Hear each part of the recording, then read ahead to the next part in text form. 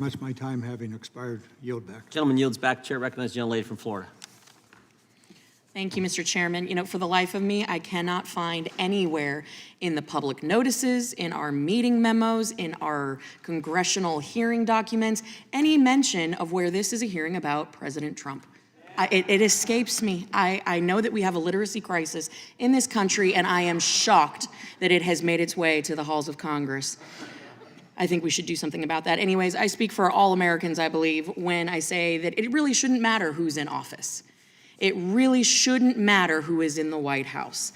Because regardless, we should all be concerned about our constitutional rights. We should all be here protecting our constitutional rights. And so I would encourage my Democratic colleagues that maybe they should, I don't know, focus on the evidence that has been presented here, because it impacts all Americans, not just Republicans, but Democrats too. So I think that we could actually do something to address the weaponization of government in a bipartisan fashion, because it has tremendous impacts on our everyday life. So I'm gonna just jump right into it. Ms. Troy, I appreciate you being here. My colleague, Mr. Bishop, touched on this, but I wanna just make sure that I am exceptionally clear. You said that, quote, the government is not taking social media posts down, end quote. This is from your opening statement. You said that the censorship of American people is, quote, the result of the social media companies exercising their First Amendment rights. You were part of Vice President Pence's team, were you not? Yes, that is correct. And so as someone who is familiar with White House officials, you can confirm that the Deputy Assistant to the President and Director of Digital Strategy, Rob Flattery, and the White House Senior Advisor, Andrew Slavitt, are indeed government officials and not social media executives, correct? Yes, when they were serving in the White House, they are government officials. Okay, so on February 6, 2021 at 9:45 p.m., I just love when we have timestamps and all this in writing. It helps tremendously.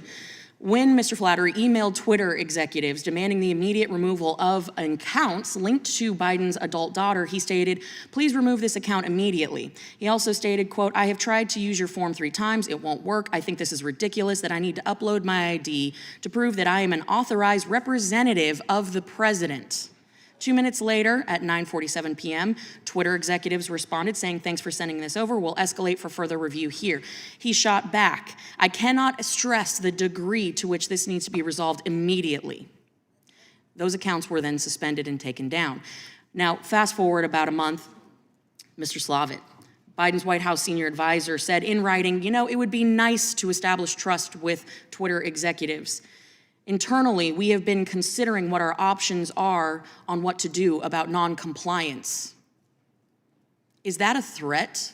Would you consider that a threat from Biden White House officials to social media company executives to censor Americans' First Amendment rights? I think you would have to ask that question to them. I can't speak for what was intended by that message. If you were in that position, what would you do? Well, actually, I can tell you because I've had conversations with social media companies during the Trump administration while on Mike Pence's office, where I did call a social media company, and we did say, could you please take these photos down, if possible, because a U.S. missionary was killed brutally in Cameroon. Yeah. And Charles Wesco from Indiana, whose brother serves as a Republican in the Indiana state legislature. It was his brother who was killed brutally. And the ambassador from Cameroon, U.S. ambassador, did weigh in and say, can we take these down while they circulate to notify the next of kin before they see these horrific images of their father brutally murdered in a crossfire between 2 different opposing groups in Cameroon. Absolutely, Ms. Troy. That is heartbreaking. And hold on, I've got to reclaim my time here. But so, Ms. Troy, what I'm saying is, I just presented, no, ma'am, I presented you with a parody account that the White House had to take down. A parody. That is a very different situation than graphic photos of a tragedy. Would you agree? I am speaking. That's a simple yes or no. A situation where Ms. Troy, if you cannot distinguish between a parody account and memes and jokes versus graphic photos, that's a problem. I can't speak to what they were referencing. I don't know. I just laid it out for you, but I'll reclaim my time. I'm going to switch to you, Mr. Schellenberger and Mr. Taibbi. Thank you guys for appearing here before. In a very short order, I have to go appear before the CDC director, Dr. Cohen, please talk about the treasure trove of evidence that you have found with regard to the CDC silencing world-renowned epidemiologists such as Dr. Jay Bhattacharya and the impact that that has had on public health and the health of various Americans around the country because of the work of the CDC and FDA silencing these voices. Time of the gentlewoman has expired, but that the witnesses can respond and answer the question. Thank you, Mr. Chairman. Just very briefly, during a crisis, you need free speech so you can respond, you can have these issues, you can debate them, and what we saw was both Harvard epidemiologist Martin Kilduff and Stanford epidemiologist Jay Bhattacharya were both censored. Dr. Bhattacharya was put on a trends blacklist.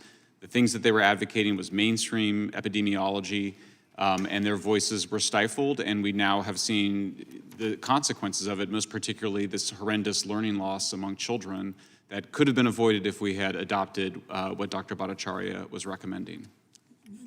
Mr. Tybee, go ahead. Just quickly, if I could, yeah, the trends blacklist image that we saw with Dr. Bhattacharya, that was one of the very first things that we found in the Twitter files. And it was an early example of what we came to understand as malinformation. It's the idea of something that's not untrue or it is true, but is believed to produce an undesirable political result.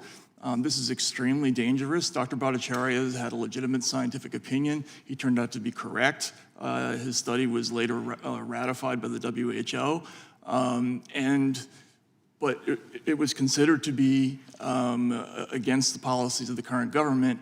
And so he became one of the most suppressed people in the country during 2020 and 21, which is exactly what the First Amendment was designed to prevent. I would just point out before recognizing Mr. Goldman that we will take you up on what you said, Ms. Troy. Ms. Cammack asked you a question and about Mr. Slavitt and Mr.